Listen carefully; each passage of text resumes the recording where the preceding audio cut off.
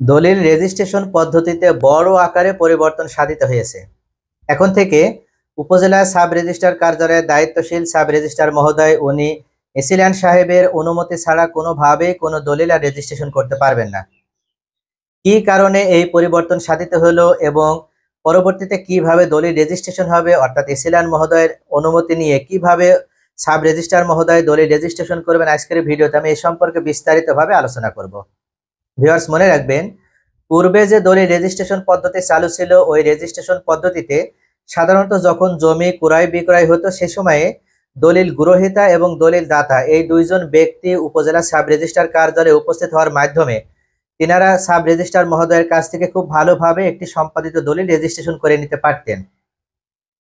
কিন্তু এখন থেকে নতুন যে নিয়মটি চালু হয়েছে, এই নতুন নিয়মের মাধ্যমে কোনোভাবেই এসিল্যান্ড মহোদয়ের অনুমতি ছাড়া শুধুমাত্র সাব রেজিস্ট্রার মহোদয় নিজের ইচ্ছা অনুযায়ী বা নিজের কায়দায় কোনোভাবে কোনো দলিল আর রেজিস্ট্রেশন করে দিতে পারবে না।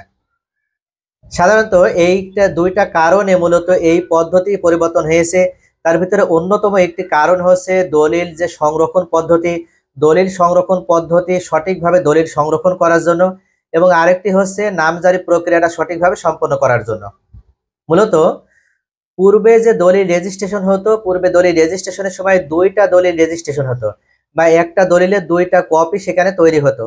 কিন্তু এখন যে পদ্ধতি তৈরি হয়েছে বা এখন যে পদ্ধতি চালু হলো, এই পদ্ধতিতে সাধারণত একটি দলিলের তিনটা কপি একসাথে প্রস্তুত হবে। এই তিনটা কপি এখন থেকে নতুন যে দলিলগুলো হবে এই আইনের আওতায়, সেখানে তিনটা কপি ভূমি মালিকগণ তিনারা পাবেন। একটি কপি ভূমি মালিকদের হাতে সরাসরি প্রেরণ করা হবে বা প্রদান করা হবে। আরেকটি কপি জেলা যে রেজিস্ট্রার কার্যালয় আছে, জেলা রেজিস্ট্রার কার্যালয়ের যে বালাম বই আছে, বালাম বই অন্তর্ভুক্ত করে রাখা হবে এবং আরেকটি কপি এসিল্যান্ড অফিসে জমা থাকবে। আর পূর্বে যে দুইটা কপি তৈরি হতো, সে দুইটা কপি একটি ভূমি মালিককে প্রদান করা হতো এবং একটি কপি জেলা রেজিস্ট্রার কার্যালয়ে বালাম বইয়ে অন্তর্ভুক্ত থাকতো। শুধুমাত্র বাড়তি করে যে আরেকটি কপি এখন তৈরি হয়েছে, এই কপিটা যিনি এসিল্যান্ড মহোদয় থাকবে, এসিল্যান্ড মহোদয়ের কাছে প্রেরণ করা হবে নামজারি প্রক্রিয়া সম্পন্ন করে দেওয়ার জন্য। সাধারণত আরেকটি যে কারণে এই পদ্ধতি পরিবর্তন হলো বা এসিল্যান্ড মহোদয়ের অনুমতি ছাড়া সাব রেজিস্ট্রার সাহেব দলিল তৈরি করতে পারবে না বা রেজিস্ট্রেশন করতে পারবে না, তার ভিতরে অন্যতম এই কারণটি হচ্ছে নামজারি প্রক্রিয়া সম্পন্ন করা যে ঝামেলা, এই ঝামেলা দূর করার জন্য। আমরা নামজারি বলতে যে বিষয়টি বুঝি সেটি হচ্ছে, যখন কোনো ব্যক্তি দলিল অনুযায়ী জমির মালিকানা লাভ করে, ওই সময়ে উনি যে ব্যক্তি থেকে দলিলটি তৈরি করে নিল বা যে ব্যক্তি থেকে জমিটি ক্রয় করলেন, ওই ব্যক্তির কাছ থেকে অনুমতি সাপেক্ষে একটি প্রমাণ স্বরূপ একটি দলিল ওনারা উপজেলা সাব রেজিস্ট্রার কার্যালয়ে উপস্থিত হওয়ার মাধ্যমে তৈরি করে থাকেন। যে দলিলটি উনি পরবর্তীতে যে এসিল্যান্ড সাহেবের কার্যালয়ে আছে, পরবর্তীতে এসিল্যান্ড সাহেবের কার্যালয়ে আবেদন করার মাধ্যমে দলিল জমা দেওয়ার মাধ্যমে নিজের নামে আবার নামজারি করে নিতে হতো। কিন্তু এই প্রক্রিয়াটা ছিল অত্যন্ত বিলম্বিত একটি প্রক্রিয়া এবং এই প্রক্রিয়ার মাধ্যমে অনেক দুর্নীতি সেখানে হতো এবং অনেক ধরনের বিড়ম্বনায় পড়তে হতো ভূমি মালিকদেরকে। যার কারণে এমন অনেক ভূমি মালিকগণ আছে, তিনারা এই বিড়ম্বনার ভয়ে বা হয়রানির ভয়ে বা এই দুর্নীতির কারণে তিনারা নামজারি প্রক্রিয়া থেকে নিজেদেরকে বিরত রাখতেন। আর এই কারণেই যে ব্যক্তিটি জমির প্রকৃত মালিক বা যে ব্যক্তিটি জমিটি বিক্রয় করেছিল, পূর্বের যে মালিক, ওই ব্যক্তির নামে সরকারি যে রেকর্ড বই আছে, সরকারি রেকর্ড বইতে ওনার নামই ততক্ষণ পর্যন্ত কিন্তু বিদ্যমান থাকতো। যেহেতু নামজারি প্রক্রিয়ার মাধ্যমে হচ্ছে বা নামজারি প্রক্রিয়ার মূল যে প্রতিপাদ্য বিষয় সেটি হচ্ছে, পূর্বের যে মালিকের নাম আছে সরকারি রেকর্ড বইতে, ওই পূর্বের মালিকের নাম সেখান থেকে কেটে দিয়ে বা পরিবর্তন করে নতুন মালিকের নাম সেখানে অন্তর্ভুক্ত করা। যেহেতু নতুন মালিক উনি একটি দলিল পাওয়ার পর এই দলিলটা আবার নামজারি করার জন্য এসিল্যান্ড অফিসে আবেদন করতে হতো বা জমা দিতে হতো। আর সেখানেই যত দুর্নীতি হওয়ার ভয় বা সেখানেই কিন্তু বিড়ম্বনায় পড়ার একটা ভয় ছিল।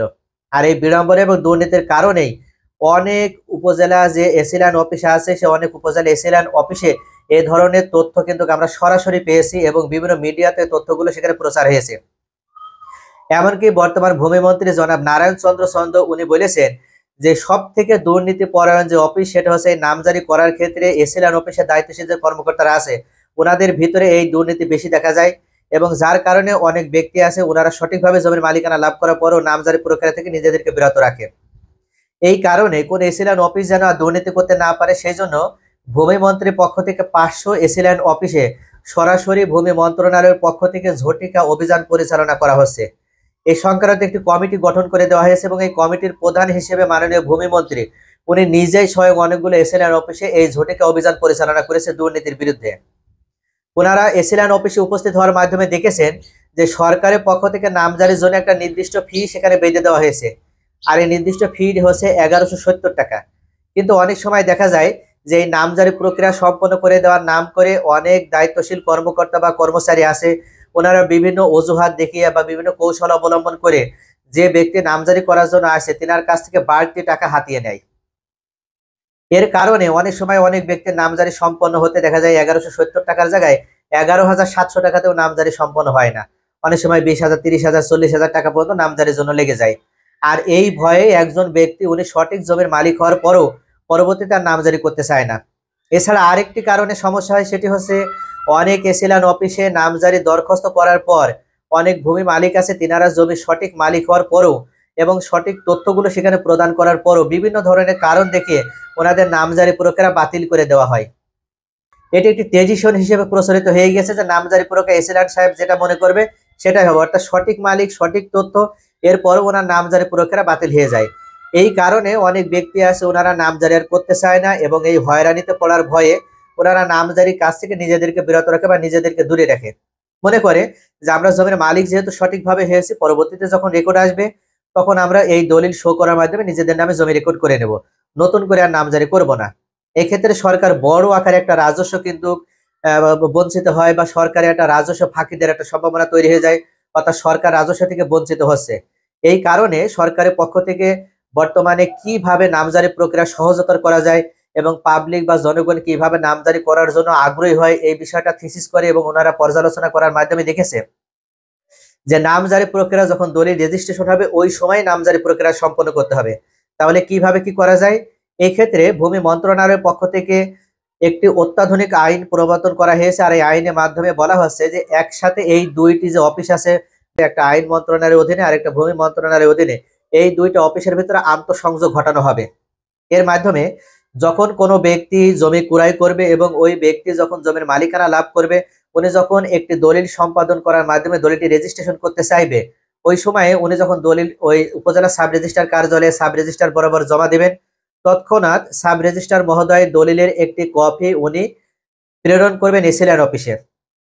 এসএলএন মহোদয় দলিলটি যাচাই বাছাই করার মাধ্যমে দেখবেন যে দলিলে কোথাও কোনো ভুল ভ্রান্তি আছে কিনা।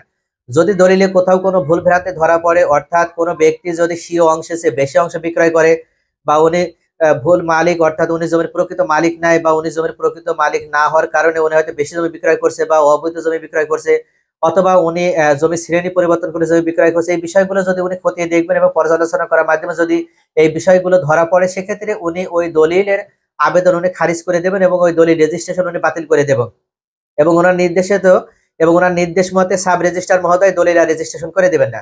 আর যদি সঠিক তথ্য হয়, অর্থাৎ দলিল যেটা রেজিস্ট্রেশনের জন্য প্রদান করা হয়েছে সেখানে যদি সঠিক তথ্য থাকে, তাহলে দলিল রেজিস্ট্রেশন করার জন্য এসএলএন মহোদয় উনি একটি পজিটিভ ক্লিয়ারেন্স প্রেরণ করবে সাব রেজিস্ট্রারের কাছে। সাব রেজিস্ট্রার মহোদয় এই পজিটিভ ক্লিয়ারেন্স পাওয়ার পর উনি দলিল রেজিস্ট্রেশন করে দেবেন এবং একই সাথে দলিলের 3টি কপি তৈরি করবেন। একটি কপি ভূমি মালিককে প্রদান করা হবে এবং আরেকটি কপি জেলা রেজিস্ট্রার কার্যালয়ে বারাময় অন্তর্ভুক্ত রাখা হবে এবং আরেকটি কপি আবার সাব রেজিস্ট্রারের পক্ষ থেকে এসএলএন অফিসে প্রেরণ করা হবে। এবং এসএলএন মহোদয় ওই যে দলিলের যে কপিটি উনি পেল, দলিলের কপিটি হাতে পাওয়ার পর উনি পূর্বের যে মালিক ছিল সরকারি যে রেকর্ড বইতে বা সে সরকারি যে রেকর্ড বই আছে সেখানে জমির পূর্বের যে মালিকের নাম বিদ্যমান ছিল সেখান থেকে পূর্বের মালিকের নাম কেটে দিয়ে উনি নতুন এই মালিকের নাম ওখানে অন্তর্ভুক্ত করে দিবেন। এর মাধ্যমে উনি তৎক্ষণাৎ একটি নামজারি কাগজ সম্পন্ন করবেন এবং নামজারি কাগজ সাব রেজিস্ট্রার মহোদয়ের কাছে প্রেরণ করবে। সাব রেজিস্ট্রার মহোদয় আবার ভূমির যিনি প্রকৃত মালিক উনি যখন দলিল পাবেন, ওই দলিল পাওয়ার সাথে সাথে ওনাকে আবার এই নামজারি কাগজটা ওনার হাতে প্রেরণ করে দেবেন বা প্রদান করবেন। এইভাবে একই সাথে স্মার্ট মিউটেশন পদ্ধতিতে বা দ্বিতীয় প্রজন্মের মিউটেশন পদ্ধতিতে একই সাথে দলিল এবং নামজারি প্রক্রিয়া সম্পন্ন হবে। অর্থাৎ পূর্বে নামজারি যে প্রথম প্রজন্ম যেটা নামজারি প্রক্রিয়া চালু ছিল, এই প্রক্রিয়াতে অনেক ধরনের সমস্যা ছিল। এই সমস্যার হাত থেকে ভূমি মালিকদেরকে দুর্নীতি মুক্ত রাখার জন্য বা ভূমি মালিকদেরকে হয়রানি মুক্ত রাখার জন্য ভূমি মন্ত্রণালয়ের পক্ষ থেকে এই পদক্ষেপ গ্রহণ করা হয়েছে এবং এখন থেকে একই সাথে নামজারি প্রক্রিয়াও সম্পন্ন হবে এবং দলিল সম্পাদিত হবে এসএলএন মহোদয়ের অনুমতি সাপেক্ষে। কোনোভাবেই এসএলএন অনুমতি ছাড়া কোনো সাব রেজিস্ট্রার মহোদয় দলিল রেজিস্ট্রেশন করতে পারবেন না।